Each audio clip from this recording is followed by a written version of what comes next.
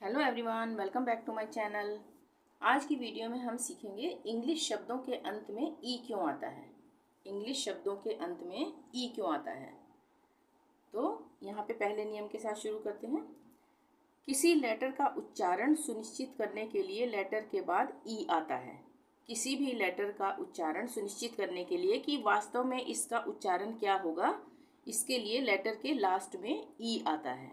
जैसे एग्जाम्पल से समझ लेते हैं। पुलिस, पुलिस, यहाँ पे पुलिस में लास्ट क्या लेटर आ रहा है? सी। सी के बाद ई लगा है, तो सी का उच्चारण हमें पता है कि स भी होता है और क भी होता है। तो यहाँ पे पुलिस में सी का उच्चारण स के लिए हमें यहाँ पे ई लगाना पड़ेगा कि यहाँ पे पुलिस में सी का उच्चारण स होगा, इसलिए यहाँ पर सी के साथ ई लगाएंगे। यहाँ पे क नहीं होगा। सी का उच्चारण क और स दोनों होता है ना, तो यहाँ पे पुलिस में सी के साथ ई इसलिए लगाया कि यहाँ पे उसका उच्चारण स ही पढ़े हम, यानी पुलिस। उसी तरह से सिंस, सिंस में भी सी के साथ ई लगा है, तो यहाँ पे इसका उच्चारण क नहीं होगा, यहाँ पे स होगा, सिंस। सर्ज, सर्ज में लास्ट लेटर क्या है? जी। जी के बाद ई लगाया गया है। वैसे लास्ट लेटर ये है पर ई लगाया गया है यहाँ पे, इसलिए हम यहाँ पे यही पढ़ रहे हैं ना कि ई क्यों लगाया जाता है। तो जी के बाद ई इसलिए लगाया है कि जी का उच्चारण ग भी होता है और ज भी होता है, पर यहाँ पे जी के साथ जब ई लग जाएगा तो वहाँ पे उसका उच्चारण बदल जाएगा, जी का उच्चारण ज होगा, ग नहीं होगा, तो यहाँ पे सर्ज पढ़ेंगे इसको।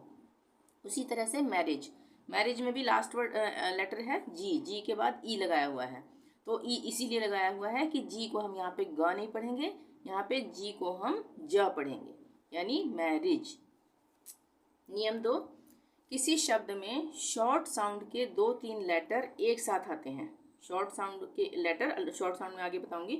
शॉर्ट साउंड के लेटर एक साथ आते हैं, तब अंतिम लेटर का साउंड नॉर्मल करने के लिए अंत में ई लगा होता है। तब अंतिम लेटर का साउंड नॉर्मल करने के लिए अंत में ई लगा होता है और ई का उच्चारण वहां पर अ होता है। जैसे यहाँ पे है एप्पल, एप्पल में शॉर्ट साउंड क्या हो गया? ये हो गया एप्पल, प डबल पी आ रहा है ना यहाँ पे, तो हम बोल रहे हैं एप्पल, एप्पल नहीं बोल रहे हैं, एप्पल बोल रहे हैं, तो इसको हम कहेंगे शॉर्ट साउंड। और उसके बाद क्या अंतिम लेटर आ रहा है? एल। तो इस एल का उच्चारण जो है नॉर्मल करने के लिए, साउंड जो है नॉर्मल करने के लिए ई लगाया जाता है। जैसे एप्पल, एप्पल बोल रहे हैं ना, तो एप्पल ल नहीं बोल रहे हैं, पूरा एप्पल बोल रहे हैं, तो एल का उच्चारण सुनिश्चित करने के लिए कि नॉर्मल हो जाए ये, इसलिए ई लगाया जाता है। ये हो गया एप्पल। उसी तरह से सेंटर, सेंटर, यहाँ पर भी टी का जो है वो शॉर्ट साउंड आ रहा है, टी और एन का शॉर्ट साउंड आ रहा है। सेंटर, इस तरह से सेनेटर नहीं बोल रहे हैं, सेंटर। तो यहाँ पर भी लास्ट लेटर आ गया आर, तो इसका उच्चारण जो है उसको नॉर्मल करने के लिए, साउंड को नॉर्मल करने के लिए ई लगाया जाता है, सेंटर। उसी तरह से अंकल, यहाँ पे भी एन और सी ये शॉर्ट साउंड में आ रहे हैं, अंकल, ठीक है। तो यहाँ पर भी एल का साउंड नॉर्मल करने के लिए ई लगाया गया है, अंकल। उसी तरह से पेस्ट, पेस्ट में भी यहाँ पे टी का जो है साउंड नॉर्मल करने के लिए ई लगाया गया है। यहाँ पे भी पेस्ट बोल रहे हैं ना, पेसट नहीं बोल रहे हैं, इसलिए यहाँ पे भी टी का जो है साउंड नॉर्मल करने के लिए ई लगाया गया है, पेस्ट। तीसरा है नियम, जब दो कॉन्सोनेंट के बीच, कॉन्सोनेंट क्या होता है? ए ई आई ओ यू को छोड़कर बाकी जो बचे वो कॉन्सोनेंट होते हैं। तो जब दो कॉन्सोनेंट के बीच में ए ई आई ओ यू के एक्चुअल साउंड करने के लिए, ए ई आई ओ यू का एक्चुअल साउंड करने के लिए इनके बाद एक लेटर छोड़कर, उनके बाद एक लेटर छोड़कर ई आता है। ए ई आई ओ यू के एक्चुअल साउंड करने के लिए इनके बाद एक लेटर छोड़कर ई आता है। एक्चुअल साउंड क्या होता है? एक्चुअल साउंड वो होता है, यहाँ पे मैंने बताया लिखकर, जैसे ए का उच्चारण ए होता है, ये इसका एक्चुअल साउंड हुआ। ए का उच्चारण आ भी होता है ना, तो यहाँ पर ए का जो है एक्चुअल जो उच्चारण है, वास्तव में जो होता है उच्चारण, वो होता है ए। आई का उच्चारण आई होता है, पर ये इसका एक्चुअल उच्चारण है। आई को हम ई भी उच्चारित करते हैं कई जगह पर, आई जहाँ पे होता है वहाँ पर हम ई भी पढ़ते हैं ना आई को, पर एक्चुअल जो उच्चारण होता है आई का वो आई होता है, और ए का जैसे एक्चुअल उच्चारण हो जाएगा ए। तो आगे हम एग्जाम्पल से समझ लेते हैं कि जब दो कॉन्सोनेंट के बीच ए ई आई ओ यू के एक्चुअल साउंड करने के लिए इनके बाद एक लेटर छोड़कर ई आता है।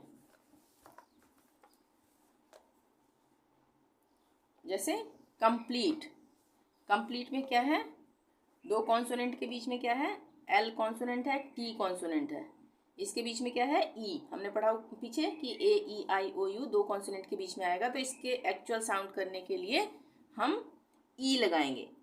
यानी कि यहाँ पर हम इसका एक्चुअल साउंड क्या है, ई का एक्चुअल साउंड होगा ई। तो यहाँ पर हम इसको क्या पढ़ेंगे, कंप्लीट। यहाँ पे ई को हम ए नहीं पढ़ेंगे, कंप्लीट नहीं पढ़ेंगे। तो यानी कि दो कॉन्सोनेंट के बीच में जब ई आएगा तो इसका एक्चुअल साउंड करने के लिए ई का हम यहाँ पर इसको कंप्लीट ही पढ़ेंगे। जो भी होगा एक्चुअल साउंड आएगा इसका ई का, कंप्लीट।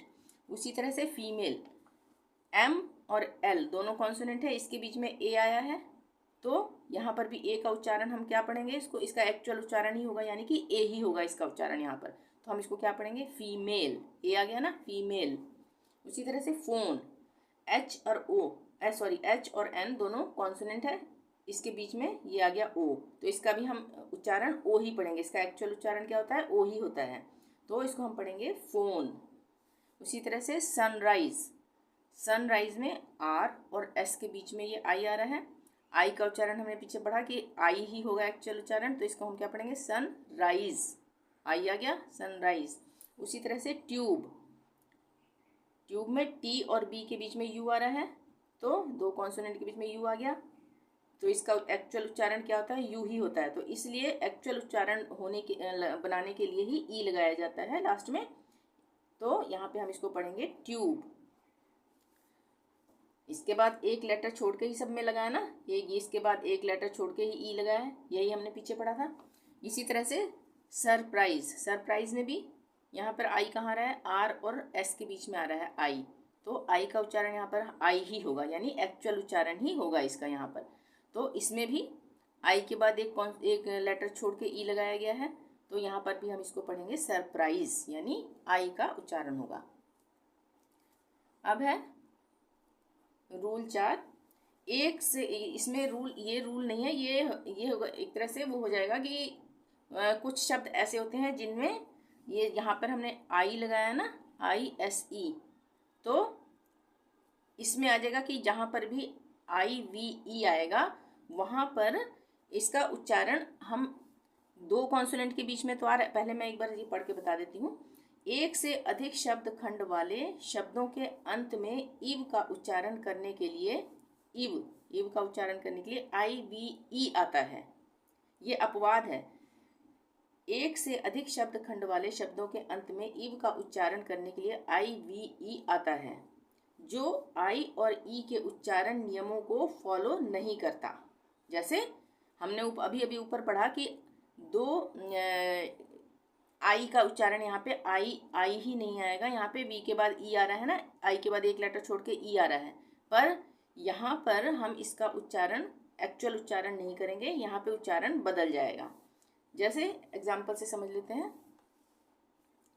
कर्सिव है यहाँ पे, तो कर्सिव में यहाँ पे हमने पीछे पढ़ा था कि ऊपर पढ़ा था कि आई के बाद एक लेटर छोड़ के ई आएगा तो उसका एक्चुअल उच्चारण होगा, पर यहाँ पे वो बात नहीं होगी, यहाँ पे इसका उच्चारण बदल जाएगा।